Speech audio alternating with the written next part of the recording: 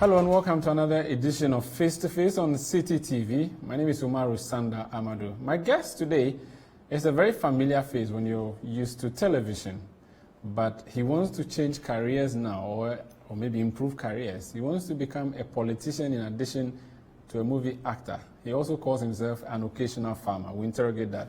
He wants to be a member of parliament representing the people of Ayawaso West, but can he do it? When we return, I'll introduce you to my guest.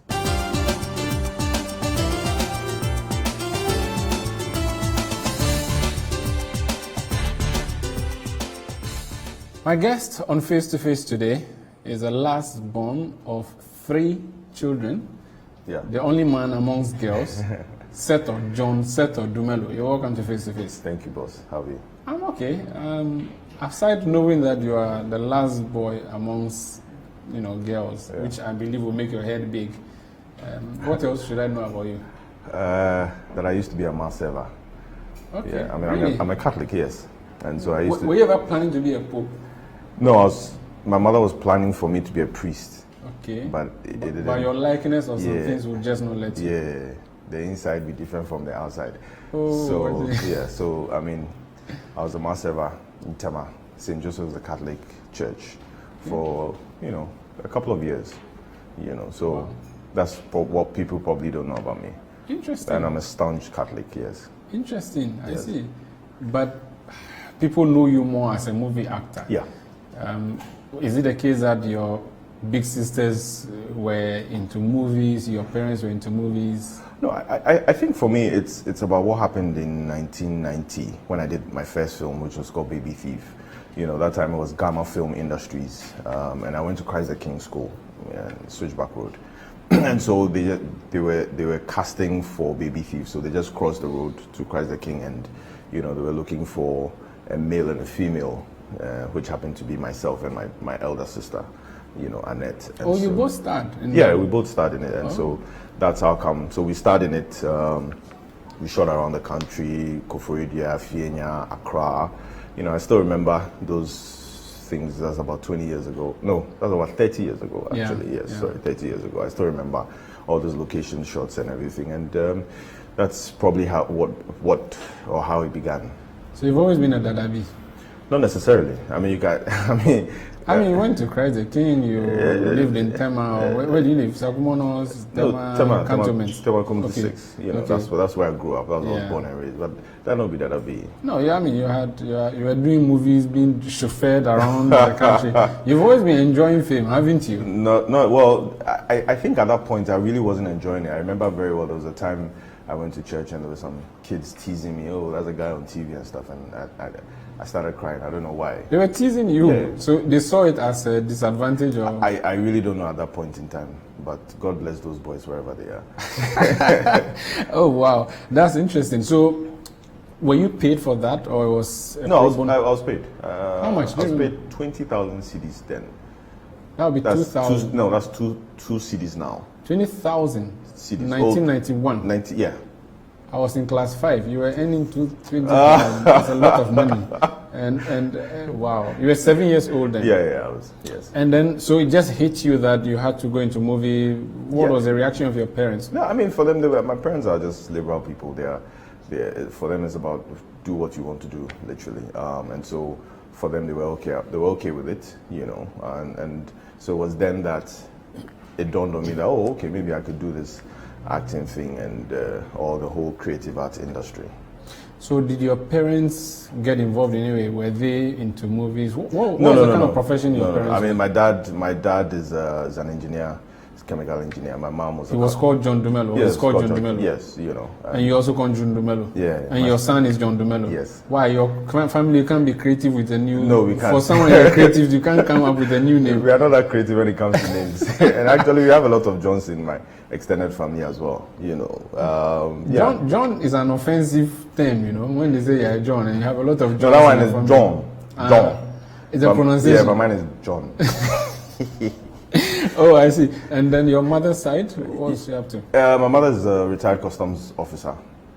She worked as an assistant commissioner at SEPS, Customs Excise and Preventive Service, Okay. back in those days. And so Did that take you to Aflawo or any of the border? Actually, it did, yes. In those days, we used to go to Aflawo a lot, Petoi. Those times Aflawo, we used to enjoy those cocktail. Now it's become very common. Those cocktail, the canned drinks and malt, the Togolese malt. All those. So I used to go to Aflawo a lot, and I used to know a little bit about customs and duties and taxes and so on and so forth. Yes. Were you worried that some custom officers collect bribe to let people bring goods from Togo? No, that one I don't know about that. You don't know? Yeah. You don't remember or you don't know? I don't know. I beg. So you finished basic school and went to which high school? The best high school, Achimota School. Whatever. And then you proceeded to Tech, yes. And then you decided to go and study civil engineering. Yes. Why? Actually, my dad wanted me to study engineering, because he studied chemical. My other uncle studied biochemistry, and so it was like, go and study civil engineering. He chose your course for you? Literally, yes. And you you didn't have a say really? Yeah, you can't. Did you take it grudgingly or you thought, well, this is something I could do? I just thought, oh, well, this is something I can do. Let me just, try it. And then, but my heart was always, like I said, in the arts industry, because I remember the first year in tech, I entered a competition, Mr. University, which I won. Which was what, to show Maxwell? No. If you see how skinny I was. Good looks? I don't know what swag? I don't know. But even before that, even in Achimota School, I was in the drama club. That was in SS3, and even in SS3, I won an award which was called the Flyers Guy in Motown. So by and large, I think I was geared towards the entertainment industry and the creative arts and all those things that come with it. Was there anyone consciously or unconsciously pushing you into the arts, or you yourself thought that, look, this is what I'm cut out for, so even though I'm going to study civil engineering, to hell with the engineering works? Well, nobody. I think, and this is where I say, God plays an important part in people's lives, and every day when you pray to God to give you wisdom or to show you the way, He reveals certain things to you. And so even though you're going left, maybe it is right that you want to go. And so for me, it's like nobody pushed me. I just loved that whole entertainment space. And so after tech, I started doing TV commercials, on television. Then I started doing a game show on TV3 in the night and then during the day. And then I started doing a series called About to Wed, which was also airing on TV3 as well. This was at what age?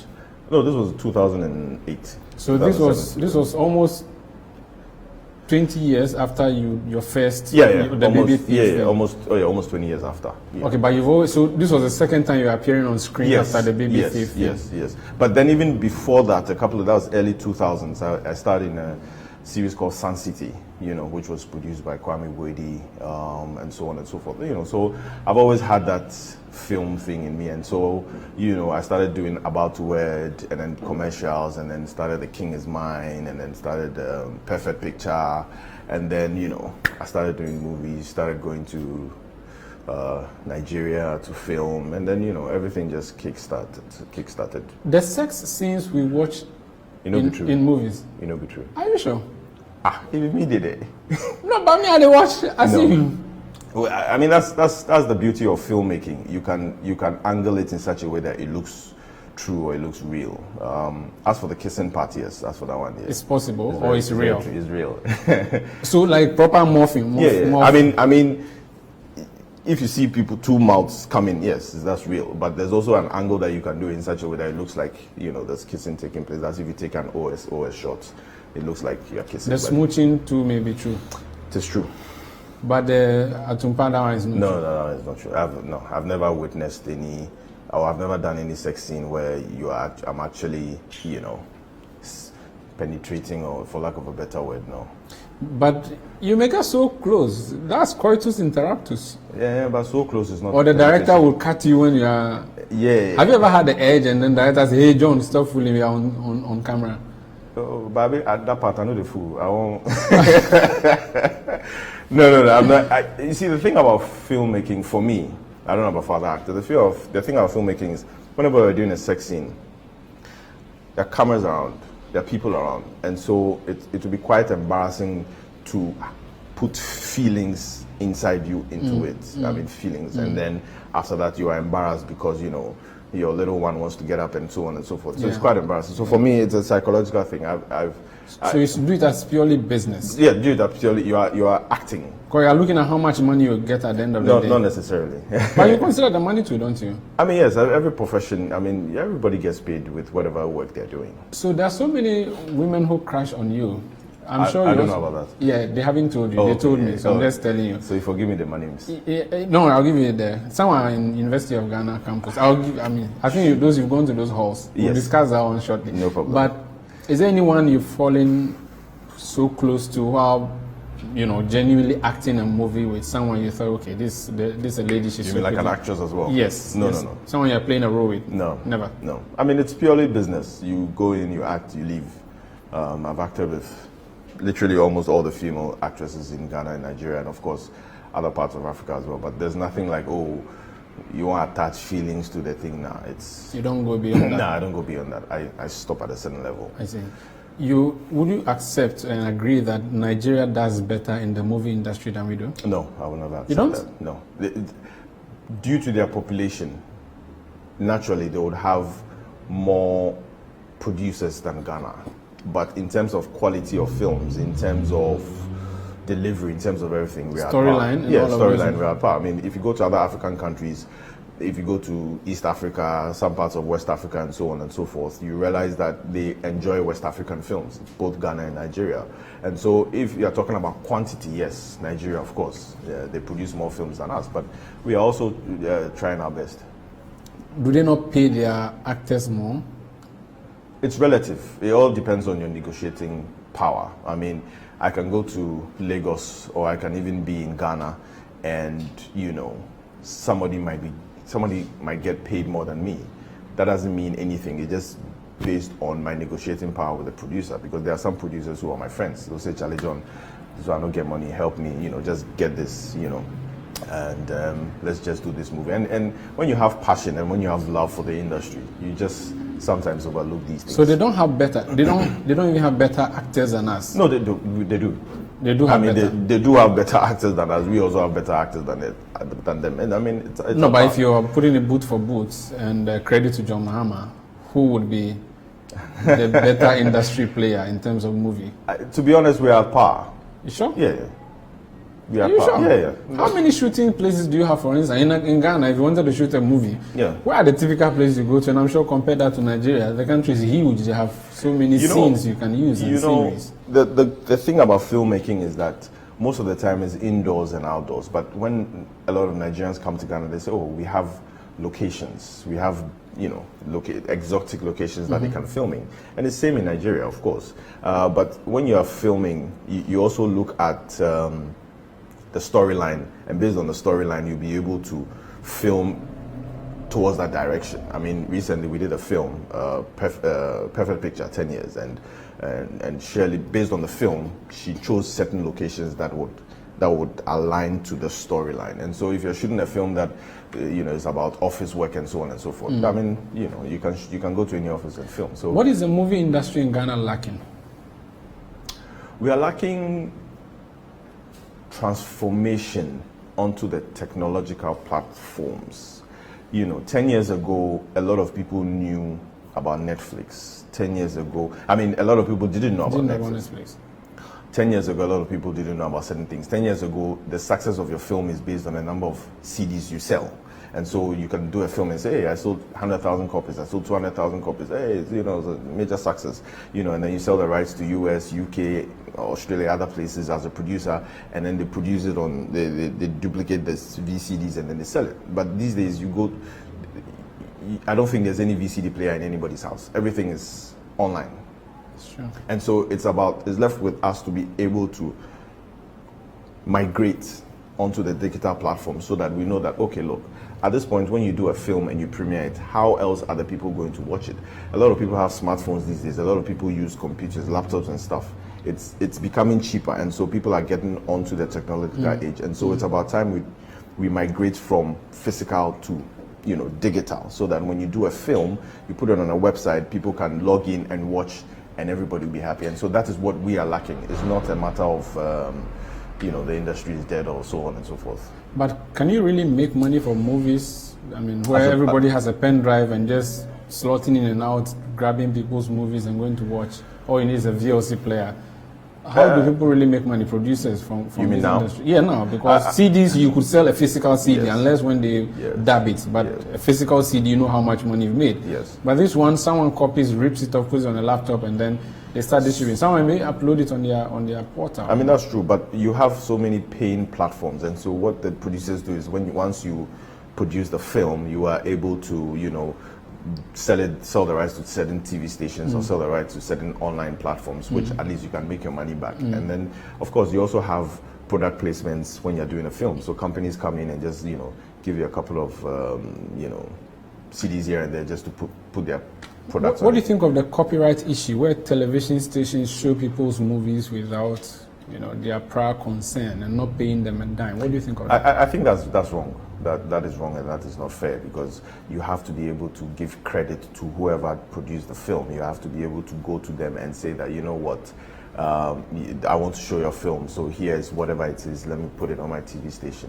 But when all these things are structured, I don't think we would have such problems. But piracy, of course, is a global problem, and there are things that we are dealing with. If you're a minister for arts and creative arts, if you were minister for creative arts, what would be your specific interest and action points in the movie industry?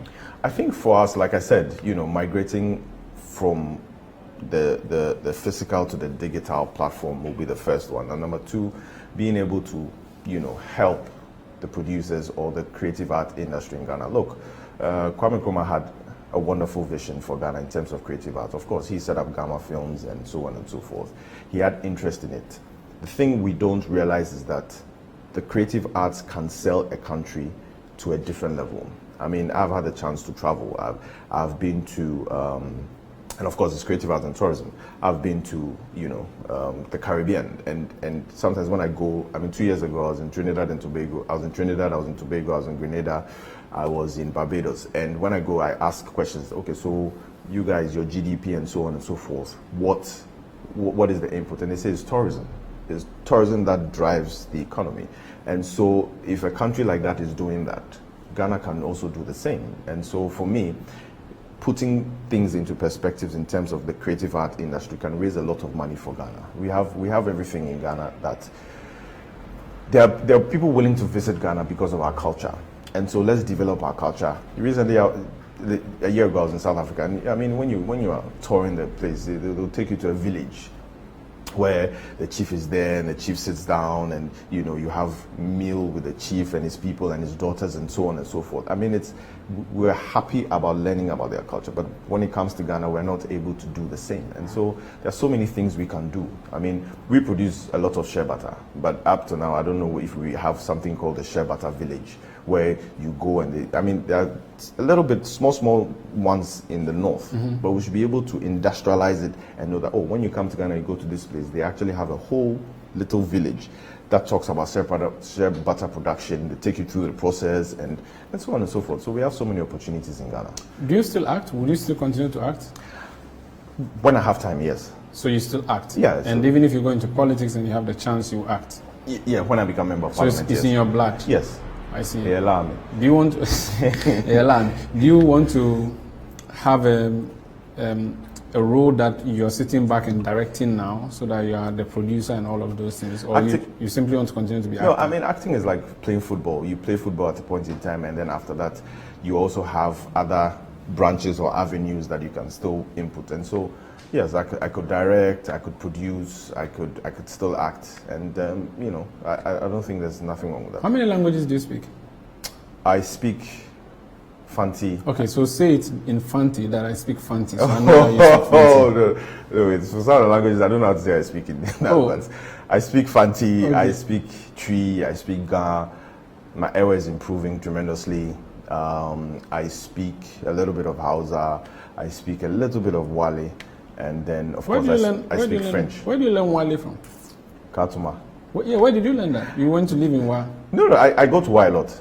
Okay. Based on, campaigns, based on farming, based on other things as well. And you speak French. Where did you learn that? started from Christ the King, and then of course me traveling to other African countries. You speak it well, or is it the one for tuno purposes? We can speak. I mean, I'll struggle because I don't have anybody to speak with. I'll struggle, but you probably know what I'm saying. You know, you didn't learn any local Nigerian language. I speak a little bit of Igbo as well, okay, and Yoruba, a little bit, just enough to buy something or pay for something or say you want this and that. This is not a movie review. This is face-to-face on Citi TV. We are having a conversation with a movie actor. Now he wants to go into politics. So when we come back, I'm going to ask him why he thinks that all of these things will translate into votes. It will not be the first time someone in the movie industry is attempting to go into politics. Some have been successful. You remember Fritz Bafor. Others have been given a bloody nose.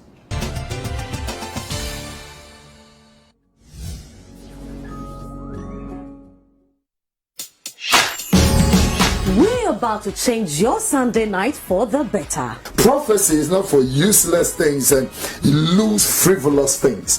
Prophecy is for weightier matters. We will bring you the most captivating guests and explore the most amazing stories. Your way to stardom was really planned. Calculated. Yes. It was falling in place. I wanted like a specific future for myself. First, I'm gonna gain my popularity. Second, help must come from it. The life became upside down like this show. You know it, you know it, you know it. We will dazzle you with real life situations and examine mind-blowing topics. Fabinium says he can pay me. I want to show him cash. Good one. So is that what it's about? Oh yes, I'll prove to this guy. Cash. Draw your swords. Deuteronomy 8:3. Charge. Join me, Frema Binyame, And me, Ato Kwamna, every Sunday at 7 p.m. on Citi TV. Are you ready? Upside Down, every Sunday, 7 p.m. only on Citi TV.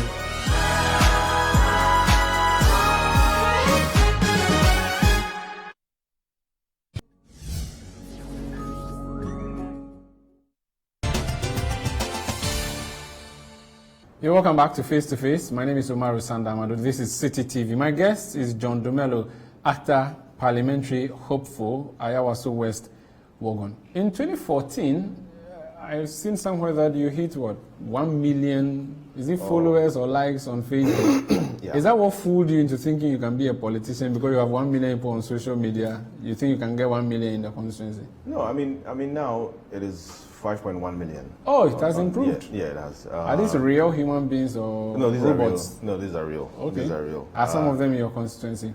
Yes, some of them are. But I do not base my entry into politics on the numbers I have on social media. You know, it's about doing something on the ground. You know, social media can fool you. I mean, yes, I have 5 million on Facebook, I have 3 million on Instagram, I have 1 million on Twitter, you know, but that doesn't mean that, oh, these guys would vote for me because I'm standing for a position in Ghana. It is about me doing things to affect them positively on the ground. Okay. And for them to realize that, oh, this is what John is doing in Ayawaso West. We saw it on social media. I think he's doing well. Let's give him a chance, and so on and so forth. So that my numbers on social media is not something that... But are these numbers you're commercializing? Are you making money from these numbers, or is it just for the fans? I mean, it's just for the fans. It's just to relate to them and so on and so forth. I mean, I'm not commercializing the numbers, you know. Some brands come and then they want to use me because of, you know, the numbers I have, because having those numbers on social media is almost the same as, for lack of a better expression, owning a television, because if I post a video, you can have 300,000-400,000 views, and that translates to having a TV station. And so, you know, brands come and they say, oh, hey John, I want to use the social media, and so on and so forth. And so that's the little that I do. When did you decide that you wanted to enter politics? What motivated you? I think I decided in 2016. That took you a long time. Yes. For someone born in 84. Yeah. 2016. 2016? Yeah. As recent as 3 years ago or 4 years ago? 3 years ago, yes. What happened? When, was it a journey to Damascus moment? What may have happened? Actually, it's a journey to Israel.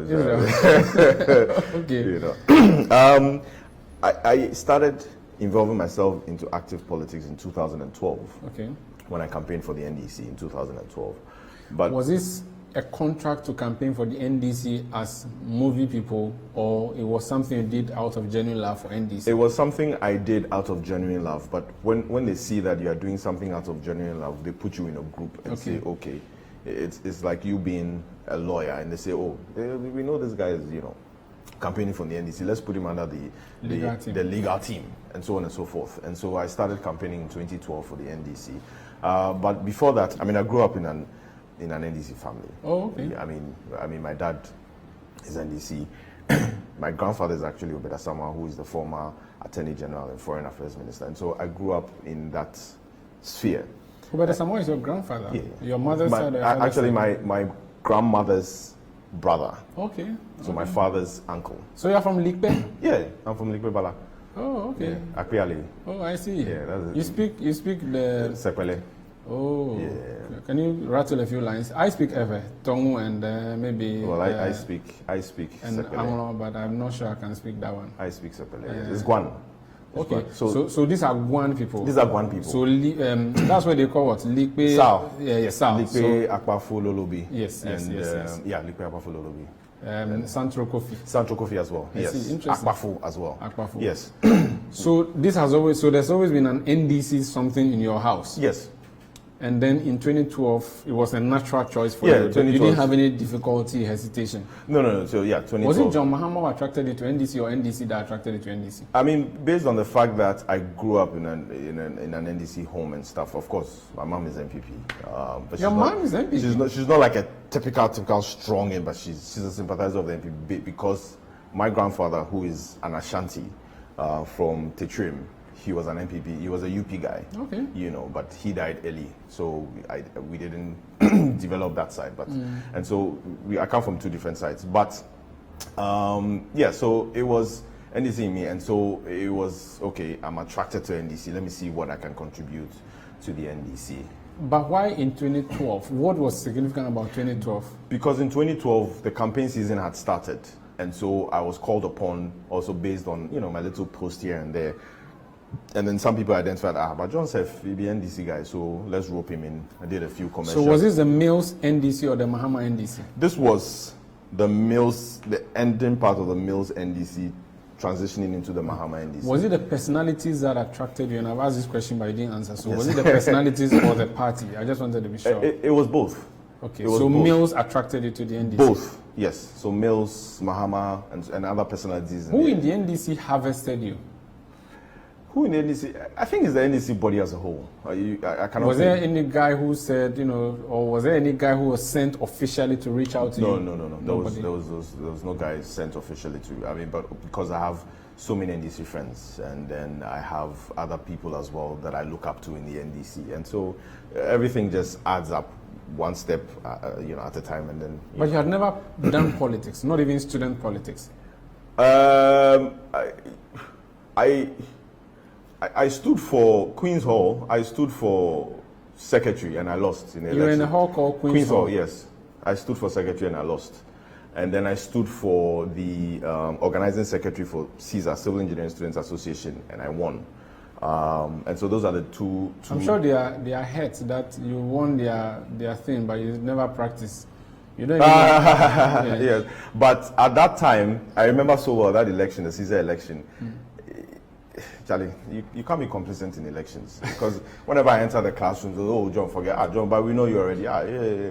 And I won by just 8 votes. Wow, and you're looking at everybody like, really? Yeah, that's all the fear delegates. It started from that time. In your head. Yeah. But so again, I'm still interested. Why in 2012, in that time of your life, you decided that all right, politics? Hold on a moment. I want to do politics. Why politics and why NDC? Aside the fact that your family and relatives have been in there, why politics first of all? I think I've always. You're not worried that politics was too bloody? No, because when you're in the entertainment industry, it's pretty bloody as well. Okay. You have your fair share of controversies, and so you develop a thick skin. And so moving into politics or transitioning into politics is an easy thing. I speak to a lot of people and they say, Charlie John, I can't do politics because it's bloody and it's controversies and stuff. But I said, look, because I'm from an arts industry, I'm used to these things, and so transitioning into politics is pretty much easy. Did you ever weigh NDC versus MPP to make your choice, or you just went with NDC? No, I just went with NDC. You didn't care what MPP had to offer? You didn't care that they had free SHS on the board? In 2012? Yes, it was mentioned. Yeah, it was mentioned, but we also were mentioning so many things as well. Progressively free SHS, that's what you were mentioning at the time. Yes, so we're mentioning other things at the time, and so you just get aligned. I got aligned. You weren't concerned that your party at the time had been associated with so much corruption? No. That they were singing songs for your party saying that you were corrupt, and so you still was, yes, you were willing to associate your brand with that? Yes, but the fact that they were saying that we're corrupt, that doesn't mean we're corrupt. How come when John Mahama won in 2013, he didn't give you a job in his government? I wanted to, it's about, I want the government to come into power. I'm not looking for remuneration. I'm not looking for, oh, right now that I've campaigned for them, so what is in it for me? Are you going to give me a position? No. You never lobbied? No. You were not approached? No. I mean, I never lobbied. My job in my heart was to be able to campaign for the NDC in 2012, which I did after they won. It's cool. What was your relationship with John Mahama like?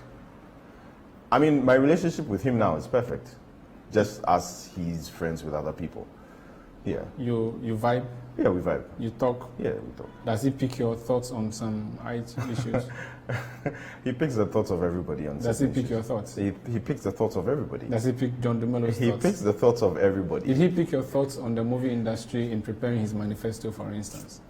We have a creative arts board and a tourism board as well, which a little committee, a private committee, which we've met once or twice to be able to put together the things that will be able to help the creative and the tourism industry.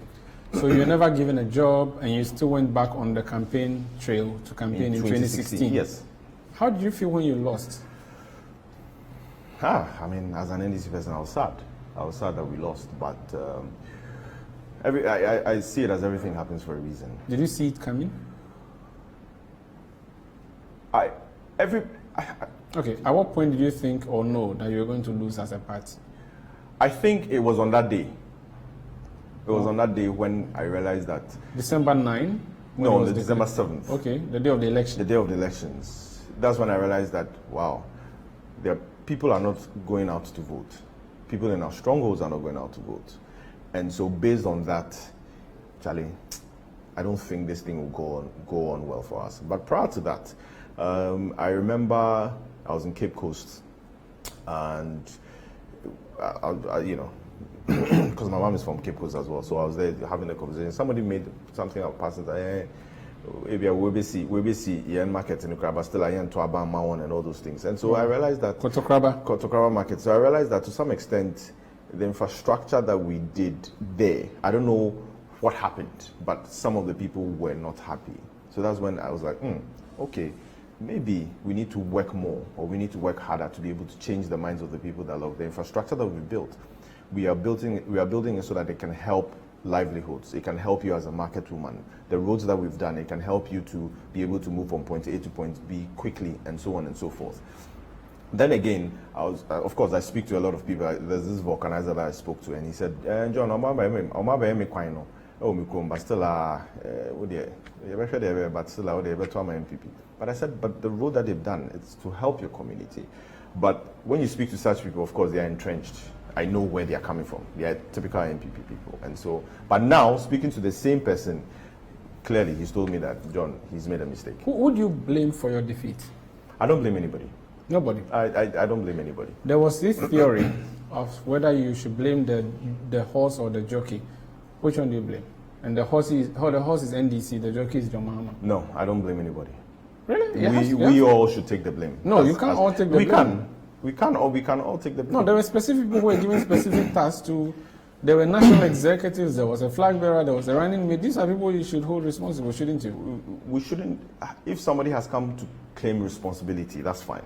But for me, we should be responsible for our own defeat as NDC members. I can't say that, oh, this person was responsible or that person was responsible. No. Okay. Let's test your knowledge of the NDC, the party you want to stand on its ticket. What is the NDC? If you went to Germany and someone asked you in German what NDC is, what would you say? You mean in the German language? Don't say it in German language. Okay. Please speak English. Dankeschön. I mean, we are social democrats. And based on how the party was formed from the PNDC era to the NDC era, you know, I think it's a grassroots-based party. Like I said, Social Democrats, we believe in, you know, creating policies and so on and so forth for a lot of people on the ground or in base, and that is reflecting in our supporter or our support base now. You realize that a lot of the NDC members are, for lack of a better expression, people down there, the masses who are down there, because we don't believe a lot in intellectuals and so on and so forth like some other people do believe in. We believe that, look, so you don't want intellectuals in your party? We have intellectuals. But you don't believe in them? We believe in them, but So I'm just saying that we start from the bottom up. But others explain that. Bottom up. I mean, in economics, you have micro and macro. One of them deals with bottom up, the other deals with up and down. But we deals with the bottom up approach. We are gathering the masses and we are moving up to the top of the pyramid. So you deal with ignorant, unexperienced people first before you deal with I wouldn't say experienced technocrats next. I wouldn't say we deal with ignorant, unexpected people. We deal with everybody. But we start from the base up. So you do try and error at the bottom? We don't do try and error at the bottom. Explain, I'm still lost. No, we do try. We don't do try. What I'm trying to explain to you is that NDC is a party for everybody. We don't. Say, we a lawyer. We a doctor. NPP doesn't do that either. Wow, they do that. There are party offices everywhere. You can walk in and pick up a card. You can go to any rally of your choice. All you need is blue, white, and red. Yeah, but when they are sharing positions, it's about Are you sure? When you're what's your name? So and so. Oh, are you sure? Yeah. Can you give me an example? There are so many examples. Give me just one. I mean, the NDC did a lot of, we've done a lot of press conferences, and if you look at the family and friends tags, I mean, come on. Give me one person in the NPP who you think was given the job he was given because of who their father is or what level of book long depth. I can't give you one, there are so many. Of course, we all know that the president is surrounded by his family and his friends. Are you sure? How many of his family and friends a lot of them are there. Mention three. A lot of them are there. Mention three. A lot of them. You have the secretary. You have the his finance, executive secretary. Yes, and you have the finance minister. Should I continue? There are so many. I give you three, so you no. still have That's what I'm saying. There are so many. Are you sure you're not just saying something because everybody's saying it? You don't have proof for it. Are they not their relatives? Yeah. What is wrong with that? Nothing. But if you promised in January 2016 that you're not going to do family and friends, and then you come to power and you're doing family and friends, there's everything wrong with that. So NDC doesn't check who you are before they give you a job? No. It's about competence. It's about whether you're qualified for the job or not. And that is what we do. This is still face-to-face on Citi TV. My guest is John Dumelo, and we're just testing his understanding of the NDC before he leads the party. Well, he already is supposed to be leading the party in the Ayawaso West Wogon constituency, but how would he succeed? You are into philanthropy? Yes. Why? I started my philanthropy about 10, 11 years ago. I remember the first donation I did was in a village in Wa, you know, and that's when we started. I've done jobs there, and there's something funny that happened at Wa. I remember when I was going to Wa, the Fufuso Solar Road wasn't done, and the car that I was driving broke down like 4 or 5 times, and it took me about 4 hours to get from Fufuso to Wa, which now takes less than 2 hours. And so, I mean, this is just by the way, but so when people are talking about the road infrastructure, there are certain roads in Ghana, important roads in Ghana that, of course, the NDC did. But coming back to my foundation, yes, I started in 2010, and since then I've been doing a lot of charity work in Ghana, in Nigeria, in Guinea, in Ivory Coast, in Zambia, in Cameroon, and other African countries. Upon all of this, if I Google you, one of the first stories that pops up is that you stole a government V8. That's what I also heard. When John Mahama left office. Yeah, that's what I also heard.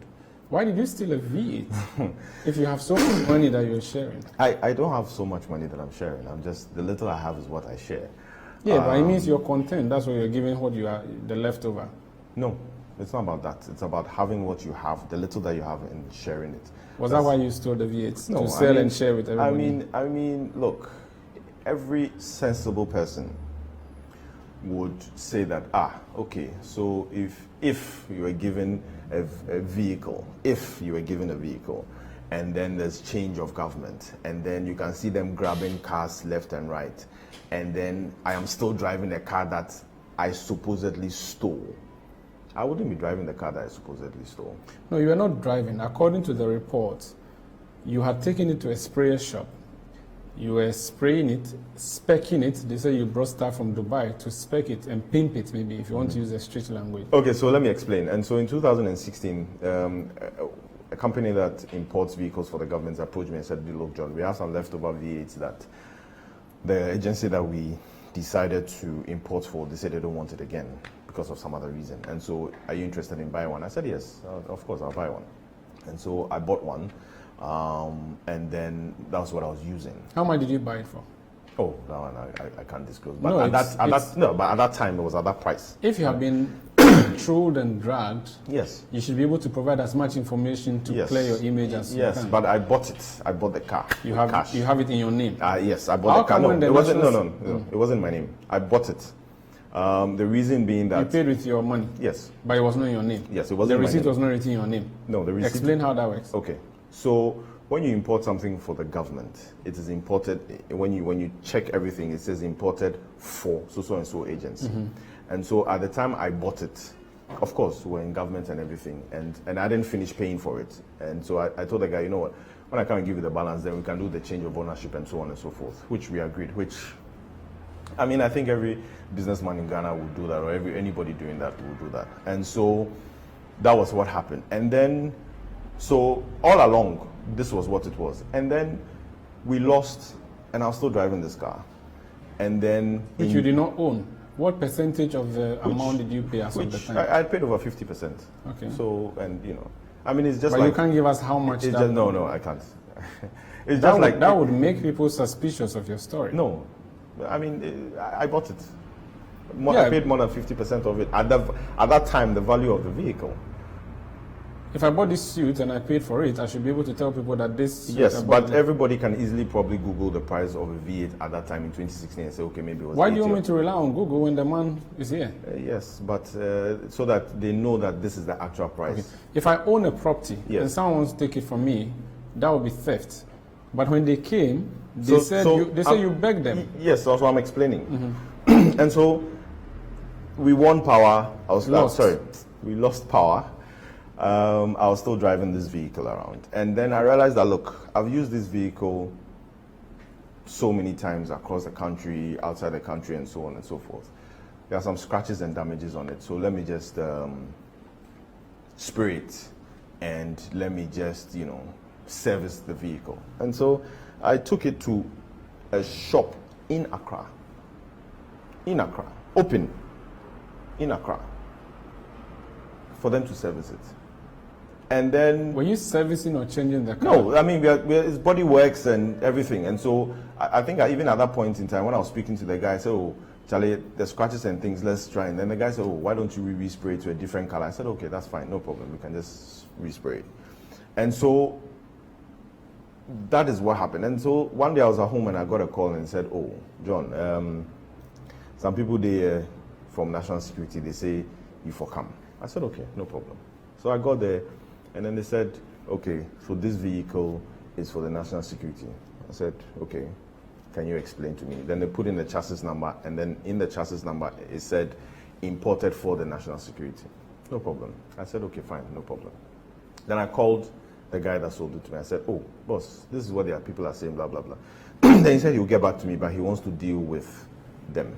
Then, so at that point in time, it's like, oh, hey, this vehicle is for them, blah, blah, blah. And then they took the vehicle away. A vehicle you have not fully paid for. Yes. A vehicle you know very well belonged to the government of Ghana. Yes. You took it to a But you spray see- shop but- and you were changing the color. No, but you that see... would amount to but ill yes, intent. Yes. But you see, at that point in time when I was paying for the vehicle, it's not a matter of it's for the government or not. It's a matter of, okay, John, when you finish paying, we just do the change of ownership.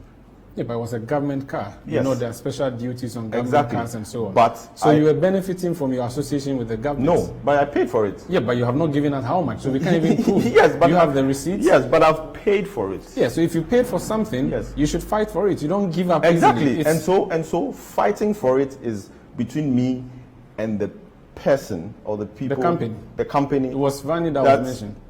The person or the people that sold the vehicle to me. Did you take them on? And so I spoke to them and they said, John, you know what, we'll sort it out. After 2-3 months, I paid my balance and I bought a new car. So they gave you a new car? I paid the balance and I bought a new car. I don't get it. You gave the balance to the company and they gave you a new car. And I bought a new car, yes. No, you didn't buy a new car. I mean, yes, it's a so new they car. They gave you a new car to replace the one that was taken by the government. Perfectly. Was it a V8? Yes. I see. You don't think that what you were doing was fraudulent? No, at all. There's nothing fraudulent about it. If you mentioned the former first lady, I never mentioned anything in any report. At the time the national security came to take the car, I didn't write any formal report. I didn't write anything down. They just came and they took the vehicle away. So all the stories you read, I mentioned former first lady, I mentioned this, I mentioned this, I mentioned this. They were all false. If you couldn't be trusted to hand over a government vehicle that was given to you, even when you were not a government appointee, can we trust you, for instance, if you became a minister of state, that you will not repaint the house, the government bungalow that will be given to you, and pay half of it? I can't repaint it because at that point in time it's a government bungalow. Yeah, but the car was a government vehicle too. But I had paid for it. Yes, I'm saying so. Say Mahama wins in 2020. Give me a second. Yes. Mahama wins 2020, gives you minister for something. Yes. Maybe anything. Yes. And then, is there a ministry you hope to be a minister? No. Anything.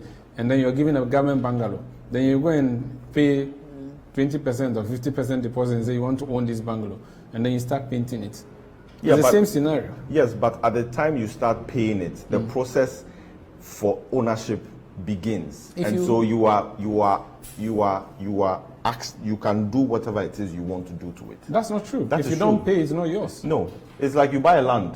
When people who sell land, yes, they say, "Oh, pay 20% and start development." Yes, that is it. That's a condition. But you see, because you were in government and associated to the government, I wasn't in government. You were associated with the government. I wasn't in government. Yes. You should not have bought a government vehicle because things would have worked easily for you, and you knew that this was state property. There's a difference if you are dashed a vehicle, and there's a difference. For now on my show, yes, it stands that you were dashed. No, you haven't told us how much you paid for it. At that point in time, the price of the vehicle is there for everybody. And it's so difficult for you to mention that price, and you're not going to tell it to us now. And even though you've paid the vehicle 3 years on, you still don't want to give us a date. No. You don't think that would affect you in any way? It is not going because to affect people still mock you. In fact, to... your colleague in the industry, Samini, was out and about calling you out for Umaru. If you want to know the price of a vehicle at that point in time, it should be between $90,000 to $100,000. So how much of that did you pay? I paid more than 50% of that. Which will take us to what? More than 50%. Samini said, "We'll never forget you." Yes. We'll never forget your views. Yes. Are you hurt?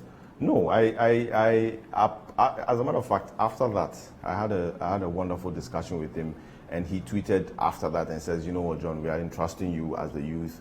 Go there and don't fail us." And so I don't see anything wrong with that. The Director of Transport and Logistics at the Flagstaff House, that is Odinehu Nana Opong, had said at the time that you'd be referred to Martin Amidu, the Special Prosecutor. Did the Special Prosecutor ever invite you over this vehicle? No. Never? Has any security agency ever invited you over this? No. You've never been? Never. You've never been made to write any statement? Never. So the vehicle is gone, you found your new vehicle, and it's over. Exactly. This is Face to Face on Citi TV. My guest is John Dumelo.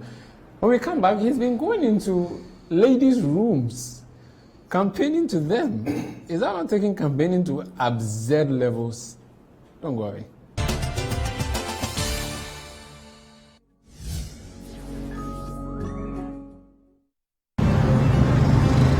Representing a country is no small feat. Because in Ghana, the love for Israel is so real,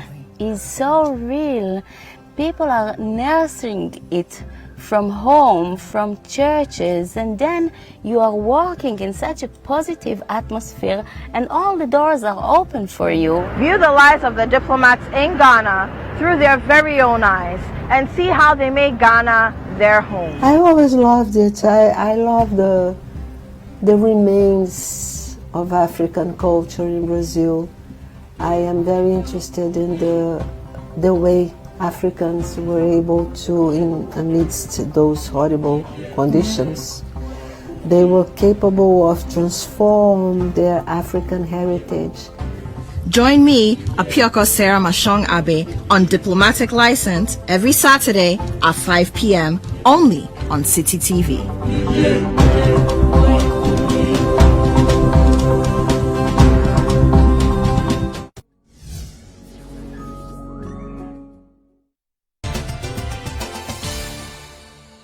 You're welcome back to Face on Citi TV. John Dumelo, there's a publication, let me read it for you, by Bridget Azore Yora for Graphic, and it was scaled from Kasapa FM, 28th August 2019. Quote, in an interview on Accra-based Kasapa FM on Wednesday, August 28th this year, Mr. Dumelo indicated that he currently does not, quote, even have a dime left on me for the next round of campaign activities, unquote. You don't have a dime. That was then. You were flat. That was then. Where do you get all the money from all of a sudden that you are moving from community to community, sharing money? I don't share money. No, I don't share money. You don't share money? No. What do you share? Nobody has ever seen me share money. What do you share? I share the essentials that people need. You use money to buy them? Yes, but that's not sharing money. Where did the money come from to buy all those essentials? Oh, people day. My pockets today, God day. No, yes, it doesn't work like that in politics. Like that. Where is your source of your money? My source of money is from benevolent people who come and say, John, get 1 CD, get 2 CDs, get 3 CDs, and use it to support your campaign. Are you serious? Very serious. How do they do this contribution? How can we track it? So that we cannot say it was when you were close to John Muhammad that he possibly gave you 1 sack load that you went to keep somewhere. I mean that is totally false. Yeah, I didn't say that's what the case is. I'm just saying, how can you prove that that's not what it is? If people said that it was. Yeah, but if people say that, where's the proof? How do the people pay the 1 CD to you? Do they send it via Momo or they drop it in your account? No, these are friends. These are personal friends who come to me and say. How many rich friends do you have? It's not about being rich. Mm-hmm. It's about being content with what you have and sharing the little that you have. And so if tomorrow you call me and say, John, come and get 500 CDs to support your campaign, I'll gladly take it. And so putting together 200 people to give you 500 Ghana cedis. That's money. You're on social media sharing money? I'm not on social media. I never share money. Nobody has ever seen me share money. You don't distribute money? I don't. If I've ever distributed, somebody should bring me evidence and say, John, we saw you giving somebody 1 CD or 2 CD for vote. Never. But you distribute the essentials which you use that money people to need. Yes, and that is what politicians do. How much money did you put aside for your own campaign? This campaign, yes. I haven't budgeted how much I'm spending. How much have you spent so far? I've spent quite a lot, which I can't be able to quantify it. Can you give me an estimate? Because I do pay as you go every single day. Whatever money that I have, whatever money that friends give me, I use it to buy rice. I use it to, rent excavators to build gutters. I used to fumigate. I used it to, produce hand sanitizers. I used it to, provide loans to market women who, at this point in time, we've provided over 300 market women across the constituency. I mean, men and women across the constituency. I budgeted 200,000 Ghana cedis to be able to give it to these women, and we are doing all these things small. How much have you spent so far? It's hard to quantify. I haven't sat down to quantify it. You have an estimate? I know, I don't have an estimate. If you're asked to account for all the CDs you spent, can you account for each of them? By who? By the appropriate quarters who may suspect your activities. There's no appropriate quarters who can come and say that, John, come and account for how much you're spending on your campaign. You don't care that the money you're spending, if you become an appointee in government, you would be recouping them. And so we should be interested in what you are spending now, because whatever you put in, you're bound to reap. I mean, to say that I'll recoup it is not a fair judgment, because I've been doing charity work from 2010. So if you're saying that I've been giving rice and oil to widows and so on and so forth, and giving essential educational materials, then hoping that, in 2021 I'll get into parliament and recoup. No, I don't think that is what it is. What is your understanding of the concept of vote buying? I don't think people buy votes. No, what's your understanding of that concept? That's what I'm saying. I don't think people buy votes. Okay. You cater to the needs of the people who are going to vote for you. And so somebody calls you and says, John, all I need from you is the fact that my relatives in the hospital, I need 200 CDs to be able to buy medicine. That's not vote buying. The person has come to you to say that, John, this is what it is. I need 200, so please give me 200. Or a group of people will say, John, we need our gutter to be desilted. And so please, can you help us? And so I go get an excavator, I desilt it, I open. That is not vote For an buying. assurance that you get their thumb. For an assurance that this guy, when we vote for him, he's going to listen to us and he's not going to wait for 2-3 years before he comes to attend to our needs. That is what it is. It's about being there for the people. Why do you go to the hostels and the rooms of the students on campus? Some people describe that as gross and predatory. Thank you. It is not. It depends on your assessment of it. For me, it's about when I go to a hostel and a lady comes and says, "Hey, John, can I give you a hug?" I can't say, "Oh, no, don't come and hug me," because no, I can't do that. Because there was no corona at the time. Yeah, there was no corona at the time. And so it's like you go somewhere and says, "John, give me a high five," and you say, "Oh, no, I don't want to give you a high five because when I give you the high five," or you go somewhere and somebody's doing fufu, preparing fufu, and says, "John, come and help me to pound the thing." And I say, "Oh, no, if I come and help you," and they will take a picture, they will say that I'm pounding fufu for vote, so I don't want to help you. But at that point in time, that is all the person wants. For the person to be able to say, "I'll vote for John because he came to help me to pound fufu." Is your wife not worried? About? The gross and predatory? Nah. She's not? Yeah. Lydia is going to be, well, she's currently the MP. Yeah. And she's going to be on the MPP's ticket. Yes. You think you can beat her, considering right. that this constituency is traditionally MPP? When they say it's traditionally MPP, I disagree. Okay, in history, it has always swung in history, towards MPP. yes, but we won in 96 and 92 and 96. But we've come close so many times in winning it, especially in 2012, in 2004, in 2008. We've always come close to winning it. And so it's not about it being traditionally MPP. This is not like a Bantama seat or a Mampon seat or a Idrisu seat that we know that, oh, this one there is traditionally MPP. There's nothing. But even those seats, we can still bridge the gap. We can still close the gap and be able to win it. So for something like Ayawaso West, is a seat that the NDC is going to win. I'm not going to win it. It is the NDC that is going to win. Do you have a seat. percentage margin you expect to win it by? 54%.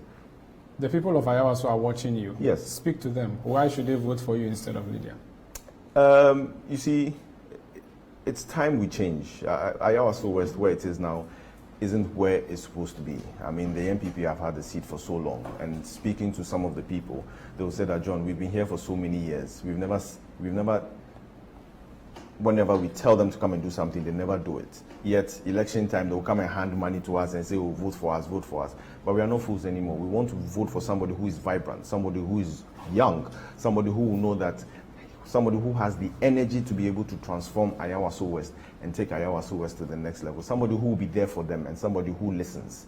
And those are the kind of people, those are the kind of comments that the people pass, and those are the assurances that the people are going to vote for me, even including the own MPP people who I meet and I speak to most of the time and says, "John, yabre, I feel better tomorrow." John Dumelo, NDCPC, Ayawaso West Wagon. Thank you for coming on Face to Face. Thank you too. And thank you too for watching. Face to Face returns next week on Citi TV. My name is Umaru Sanda Amadu. Stay tuned in to Citi TV.